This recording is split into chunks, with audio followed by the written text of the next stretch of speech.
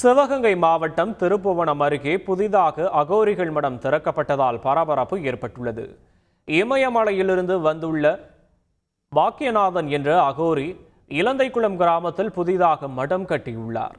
இந்து மதத்தை பரப்புவதோ பிரச்சாரம் செய்வதோ தங்கள் வேலை இல்லை என்றும் சிவனை நாடி வருபவர்களுக்கு ஆசீர்வாதம் செய்வோம் என்றும் கூறினார். கடந்த மே 31 நள்ளிரவு 1 மணிக்கு படையல் பூஜையுடன் விழா தொடங்கிய நிலையில் ஞாயிற்றுக்கிழமை காலை 9 மணிக்கு அகோரி பாக்கியநாதன் சிறு குழந்தையை வைத்து மடத்தை திறந்து வைத்தார்.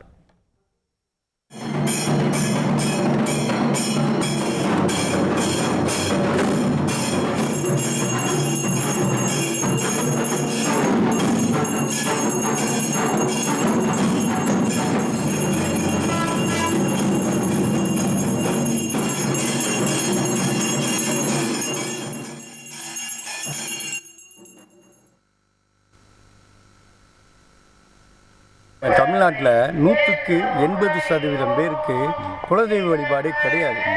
அதுதான் பிரச்சனையே, வேறு எதுவுமே கிடையாது.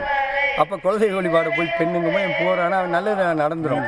அப்போ நல்லது எனக்கு நல்லது செஞ்சிட்டீங்கன்னா இல்லை ஓ வழியை நீ கண்டுபிடிக்க தெரியாமல் இருந்திருக்கு, அதுக்கு நான் வழி இல்லை. அது மாதிரி எனக்கு வழி சொல்லுவோம். ஆனால் நாங்களாம் அப்படி செய்யணும் இப்படி செய்யணும்னு சொல்ல மாட்டோம்.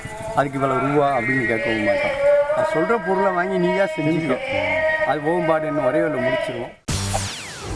செய்திகளை உடனுக்குடன் தெரிந்து கொள்ள உடனே சப்ஸ்கிரைப் பண்ணுங்க.